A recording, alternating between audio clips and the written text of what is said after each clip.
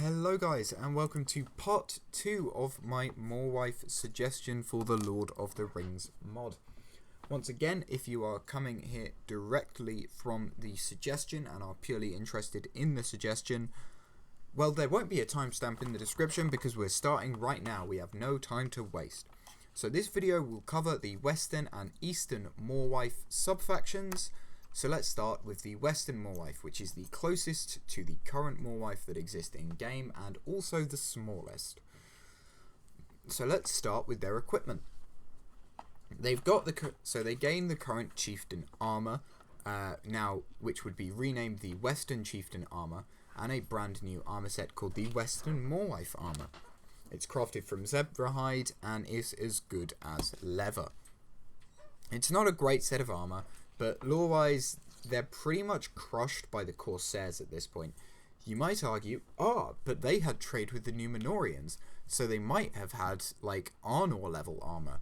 And that would be a fair point, but the Morwaith consider it cowardly to wear heavy armor because of their religion, and the Western tribes are by far the most devoted lore-wise, so they're probably not going to go around wearing it. But I would like it if perhaps you could find some Arnor gear or some Black Númenórean gear when they if they ever get added in their structures, just to reference that. That would be cool. But perhaps it could even have high durability, as it would be unlikely to have been worn. But you know, there's no point giving them a good set of armor. It's silly. Weapon-wise, they wouldn't be able to use bronze because they don't have smiths because of the whole devotion thing. And the rhinos and the gemsbok have been wiped out. So, what are they left with? Well, basically they've got to use wood, like the current Western Morwaith club, and it would give these damage values. Remember that all values are, as always, perfectly able to change. I am not a balance master. This is just my idea. Now, it's a terrible weapon set. It's awful. But I think that's okay. You see, fundamentally, the Western Morwaith don't exist in a vacuum. They are part of the Morwaith faction.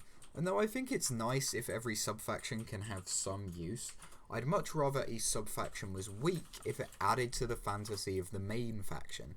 I think it's okay if a subfaction is bad. I just don't think it's okay if a faction is bad. And if the subfaction improves the faction, then I think that's okay. So it also fits the fantasy, and it doesn't impact gameplay for people who don't want to play with bad weapons, because they can just go get weapons from a different subfaction. Also, as they're crafted with wood, they are still very easy to get early on, and they would have fairly high durability, higher than the current Morwaith set. So they've got their uses, absolutely.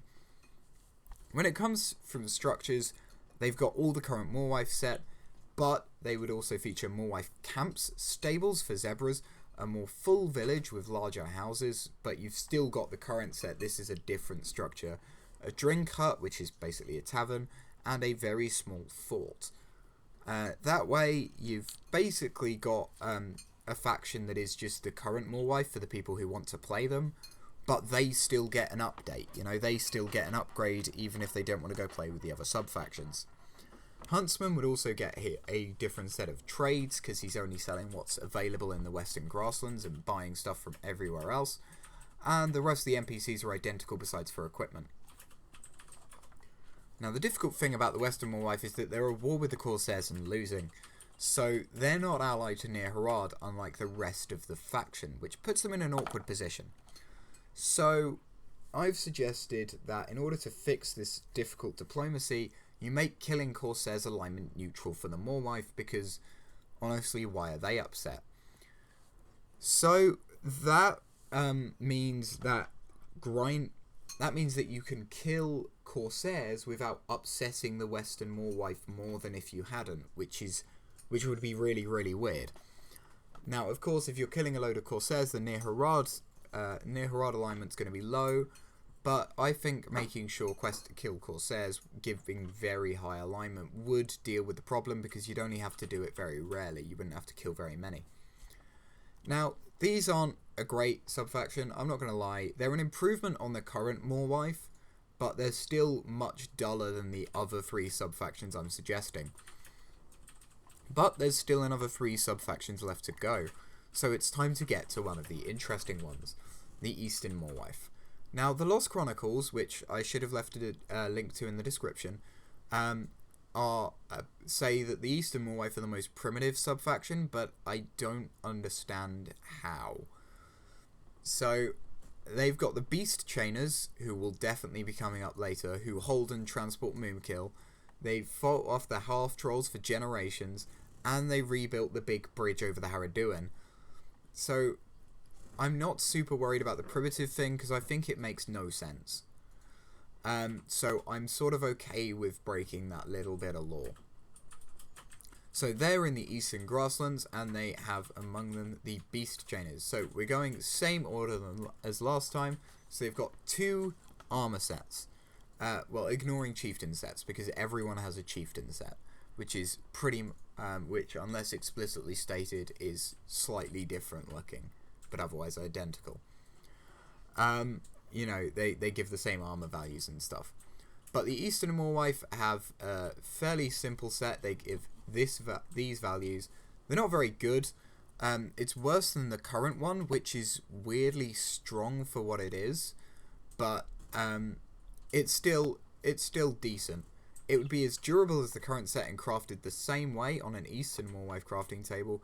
And their second armor set would be identical for protection, and it's the Beast Chainer set. It's more durable, and because of the nature of this suggestion, obviously these suggestions are for Reforged, because every update now is Reforged, and that means armor toughness will be a thing. Now, I had to find out what armor toughness was, so for those who don't know, basically armor is less effective against more damaging hits. Armor toughness changes that slightly. Now, the Beast Chainer set would functionally have infinite armor toughness. So what that means is, instead of in vanilla, where the more damage an attack does, the more of your armor it ignores, it would always reduce the amount of damage you took by the same set, by the same amount. And that's super useful for someone who would be fighting Moomkill every day. You know, that's a pretty useful ability to have. And it would be a super good utility armor. You know, it's not a very good standard armor, but in some circumstances it would be more useful than much better armor. So it would be pretty cool. So the helmet for the Beast Chainer set would be an elephant skull made of 5 elephant bones. Look, we're going to get into elephants later. They're in the Southern Morwaith, so they will feature in the next video. I'm not talking about Moomkill, don't worry. And the rest of the set would be made of the original armor set with 2 elephant bones and extra zebra hide, which makes it fairly difficult to get, but not super difficult. As for weapons, they get the current set minus the club and with a different spear. The spear would do higher range damage, but lower melee damage, and be made of rhino horns. And they get a bow, sorry. The bow's not terrible, but it's not great either. Having that low damage makes it fairly useful in a PvP situation, but in PvE it's decent. It's decently high range, and if you think about it logically, range would be more important than damage or draw speed for people who are trying to fight Moomkill. You know, bigger priority. Obviously they're fighting Oliphants, I know, but I'm just calling them Moomkill, and I know I haven't given them the thing over the U, but that would drive me insane. So, they also get a brand new arrow used by the Beast Chainers to up the utility of this faction massively. This is the chain arrow, and it gives slowness and weakness for people who you hit. And this is the crafting recipe. The bones, yeah, this is the crafting recipe. So they can be placed as a decorative block, or used like rope to climb, but it's mostly used to make 4 chain arrows with 4. So you get 1 beast chain, 4 arrows, and that makes 4 chain arrows. They can be used in any Morwaith bow, but no others. So that Eastern Morwaith bow, although not very good, now has its own uses, because obviously with the nature of a chain arrow, you'd have to have a bow that's built to shoot it, because they'd be very heavy and awkward.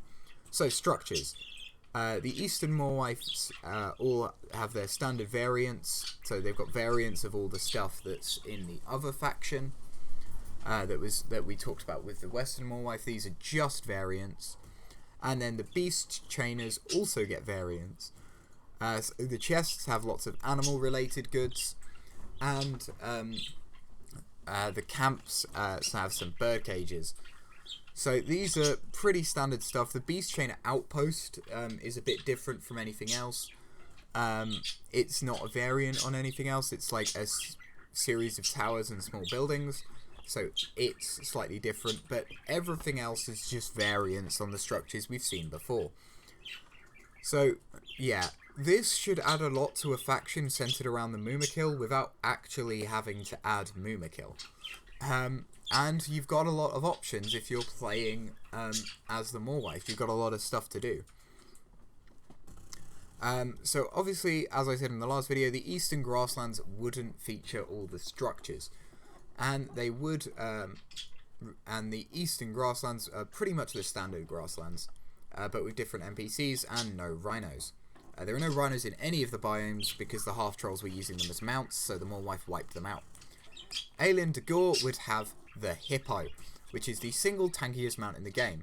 It's going to be very slow, slightly slower than a sprinting player, so it's pretty much only useful as a combat mount. It's not very good if you're planning to ride a long way, but it does get an armor slot, and Eastern and Southern Morwaith both have armor for it. They also get a chest slot, and they could swim. Unlike the rest of the mounts, which just slowly sink, the Hippos just swim. They are neutral and drop raw Hippo, which is basically raw Rhino, and thick hide, which we'll see as useful in the Southern section. So that's some fairly standard stuff right there. So it's a cool new mob for you to ride in combat and for the Morwaith to use, but it's not very useful as a transport mount, which makes it utility again, which is, you know, it's not necessarily better than other options. It's something that's better in certain situations. You know, it's better than a horse if you're going to fight, but worse if you're going to ride a long way. So there would also be some new flowers, a black one, which could finally add black dye to the mod and give access to a colour that you can't get in Farharad at the moment, and a green one as well. The black one, 1 block tall, the green block 2 blocks tall, so you get as much use as you can out of 2 plants. And we get a new crop, Fonio, which is a plant that's long been grown in Africa that survives harsh conditions and makes a lot more sense than yams as the primary crop. It would be more common in Alien Dagor than the more hydrated region around the Great Lakes, as it likes dry areas. And in Alien Dagor, there's nowhere the Mumakil don't, the Beast Chainers don't live there because it's out of the way for the movement. And farms are more common in Alien Dagor because of the plants they're using.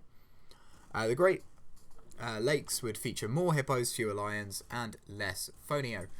They get a new flower, the Dwarf Ebony, which would add some white dye, which would also be nice. And a new tree would go here, and that's the Bennett.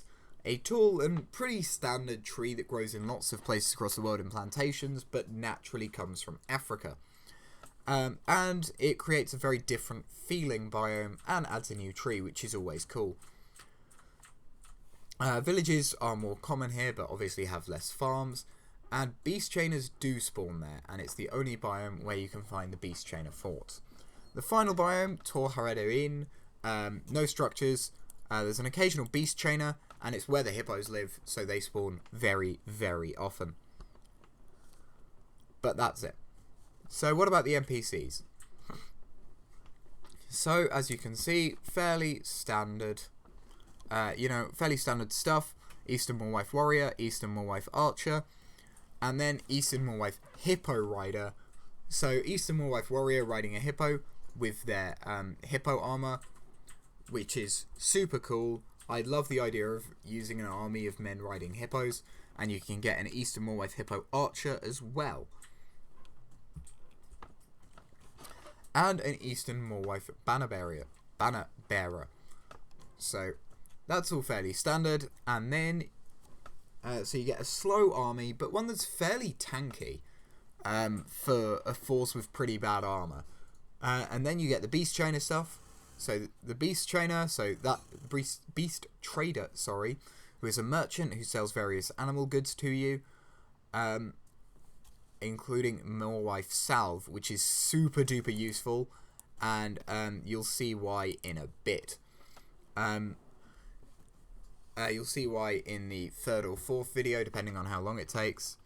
I mean, might take a while. It might be a fourth video, but we'll see. The Beast Trainer Chief wears Beast Trainer armor with a Chieftain helmet.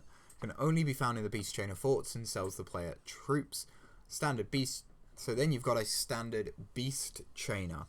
Now all the Beast Trainer troops are pledge rewards, so you have to pledge to the Morwaith to get these troops. And to get access to the special troops. So the Beast Trainer wears Beast Trainer armor and uses an Eastern Morwaith bow, and they use chain arrows, which means they debuff the enemies, which means they are super useful because they apply a load of weakness, which obviously means they're doing less damage, which means your troops are even harder to kill. And if you're going against, I don't know, the half trolls who don't have any ranged options of their own, adding a lot of slowness to them is also super useful. And then the mounted Beast Trainer, standard Beast Trainer, but mounted on a zebra, because obviously if if you're fighting an Oliphant, getting out of the way of them standing on you is more important than being able to take being stood on, because you can't take being stood on, And the zebra would get armor, because the zebra would finally have access to horse armor, and all the Morwaith subfactions would be able to make horse armor. But yeah, that's pretty much all there is to that. And the Beast Trainer Banner Bearer, which is the only mounted banner bearer in the mod, who use a bow and carry the banner on their back. They don't get armor on their zebra, but that is just a super cool utility thing that I think would be really, really cool. Helps distinguish this force. Because you've got the Beast Trainers, who are super fast, and basically they're here for debuffs. To debuff all your enemies, because the bow still isn't very good. It's still not going to be doing tons of damage. But I think this leaves the Eastern Morwaith as a cool utility subfaction. They've got their cool utility in the Beast Trainers, which would be super useful in any Morwaith force. Having that army able to debuff, that's super cool and super useful, and would be pretty good in PvE and PvP. So I think having those chain arrows makes them a pretty useful subfaction, and helps bring the Morwaith some cool stuff. So that's it for this video, which is the next video is going to be on the Southern Morwaith and possibly the Northern Morwaith, but I think it will be split into 2 videos because I think it will just be too long otherwise. So I will see you guys next time. Bye!